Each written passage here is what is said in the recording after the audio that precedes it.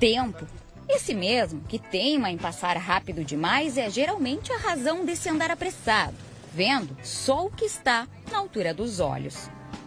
E é daqui do alto, tendo essa visão privilegiada de Porto Alegre, que nós vamos propor um desafio que pode ser considerado como uma homenagem ao aniversário da nossa capital. A proposta é que cada morador, mesmo com a rotina, tente, por pelo menos alguns minutos do dia, mudar o ponto de vista e ver a cidade de uma forma diferente. E assim descobrir histórias e belezas de Porto Alegre que sempre estavam lá, mas que muitas vezes não foram vistas.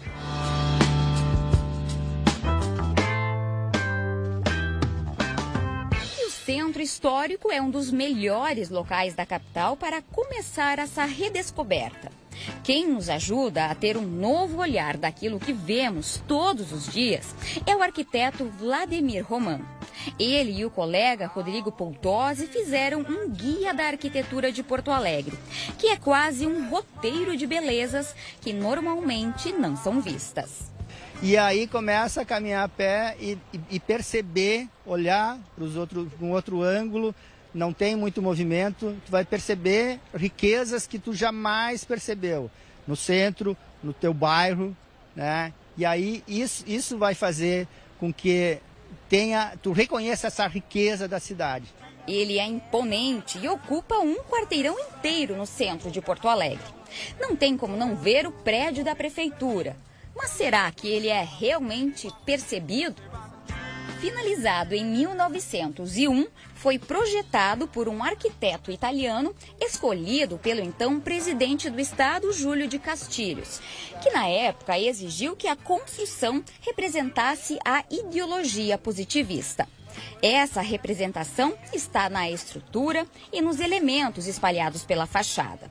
Chama a atenção a simetria perfeita da construção. O que tem de um lado, tem do outro. A composição do topo é feita por várias estátuas, cheias de detalhes, alguns bem curiosos. Quem sabia que Porto Alegre também tem uma estátua da Liberdade, mas que é, digamos, exclusiva? Na verdade, essa nossa Liberdade tem nove raios, ao invés de 7 normalmente, que seriam as 7 virtudes, né? Isso é uma análise feita pelo Dorbstein, muito interessante dessa simbologia. E também a diferença dessa nossa Liberdade é que ela segura a tocha na mão esquerda e não na mão direita. Diz o Dorbstein que talvez seja a única no mundo. Uma pequena alteração também na estátua que representa a justiça. Ela segura uma balança e uma espada. Mas ela não está com os olhos vendados, como normalmente é representada Temis, que é a deusa da justiça. Que seria a justiça divina, não é a justiça dos homens, é a justiça divina, que não está nem aí para as repercussões, digamos, do seu julgamento, por isso que ela olha para o lado, assim, né? Também é única no mundo ou não? Não, né? Tem outras também.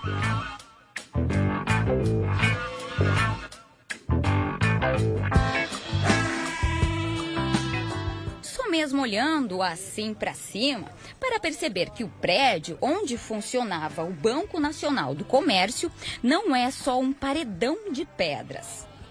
E essa imagem é difícil de esquecer. A construção tem referências da arquitetura grega. O que mais chama a atenção são essas duas grandes colunas e os detalhes nas janelas. O prédio onde hoje é o Memorial do Rio Grande do Sul já foi a sede dos Correios e Telégrafos na capital. No alto, em cada lado da representação do mundo, está uma estátua de um adolescente e de uma mulher que representam a América e a Europa. Essa composição simboliza o trabalho de unir continentes que era feito pela empresa. E a parte emocional daquela tarefa também está presente na fachada. O Memorial do Rio Grande do Sul, que agora está uma outra função, é um memorial, um museu.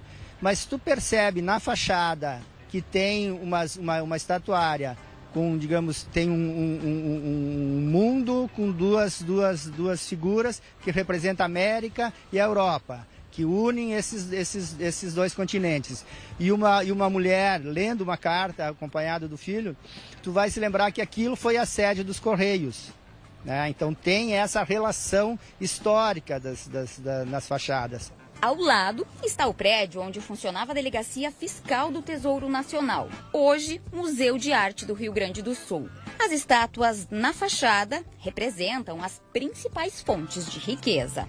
A composição feita pelos dois prédios e no centro, o caminho que levava até o porto, é o cenário que melhor caracteriza a formação da nossa capital. Mas para ter essa percepção, é preciso ver diferente.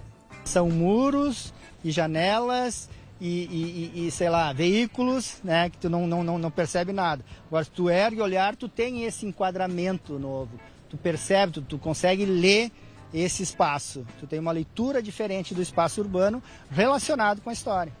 Difícil ver de cima os lugares onde convivemos e não se surpreender com a mudança de perspectiva daquilo que achamos conhecer tão bem. Vendo do alto o Parque Farroupilha, a Redenção, parece bem maior, né?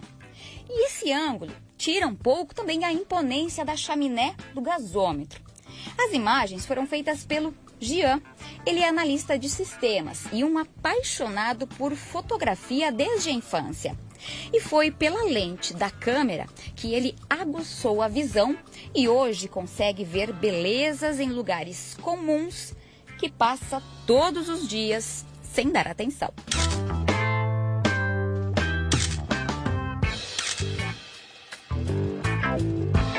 Tu sai com o objetivo de tentar encontrar alguma coisa bonita ou encontrar alguma coisa que pode ser registrado, que vale a pena ser registrado, tu já sai com uma visão diferente. Tu acaba olhando a tua própria cidade, que tu vê todos os dias, as ruas que tu sempre passa, com um olhar mais de turista. Ver e fazer diferente também é o desafio para quem é responsável por criar novos espaços. E mudar a forma como as pessoas percebem e enxergam o ambiente é também uma forma de surpreendê-las. As pessoas, eu acho que em geral não prestam muito atenção, né? Eu acho que quando começam a prestar, elas se surpreendem, né? Ou seja, com as coisas que elas conseguem enxergar, né? Com certeza a verticalização, ela é algo que também obstrui em alguns momentos a paisagem, né? Mas que se forem objetos, edifícios de qualidade, podem embelezar e melhorar a paisagem. Incentivar as pessoas a ter um outro ângulo de visão pode também ser uma forma de comunicação. Um pedido para que aconteça uma mudança no comportamento social. Aqui é a Avenida Beira Rio, muito movimentada. Nos finais de semana, reúne milhares de pessoas que vêm pela prática do esporte ou por momentos de lazer. Aí eu pergunto quantas dessas pessoas já perceberam ou até se questionaram o porquê daquela bicicleta estar presa lá no alto. Em Porto Alegre já foram colocadas pelo menos 47 bicicletas, sempre presas a 5 metros do chão. Elas são brancas, não funcionam e representam uma homenagem. Cada uma simboliza a perda de um ciclista. O movimento chamado de Ghost Bikes existe em vários países e chegou na capital em 2011, quando voluntários como Eduardo instalaram a primeira bicicleta branca aqui em Porto Alegre. A gente coloca no alto para chamar atenção. Muda totalmente o plano de visão das pessoas. As pessoas, elas hoje, velocidade. A gente tem 24 horas para fazer tudo e as pessoas estão vivendo muito rápido. As pessoas têm que reduzir a velocidade e ver o mundo que tem à volta. Quantas vezes muitas pessoas daqui não param e olham e admiram o pôr do sol da nossa orla, né? A gente tem que ter um pouco mais de sensibilidade de aproveitar a vida e ver outro ângulo de Porto Alegre. Eu olho todos os detalhes da minha frente, que está na minha frente. Os prédios, o movimento. Olhar Porto Alegre de um outro ângulo para redescobrir os encantos da capital e melhorar ou mudar completamente a visão que se tem da cidade, que é o lar de muitas pessoas. A Porto Alegre que a gente quer, a gente constrói todos os dias. Eu posso reclamar de todo mundo, posso reclamar que está tudo errado, mas se a gente não fazer por nós também, acho que a gente não tem uma Porto Alegre melhor. A gente pode começar simplesmente mudando o ângulo de visão.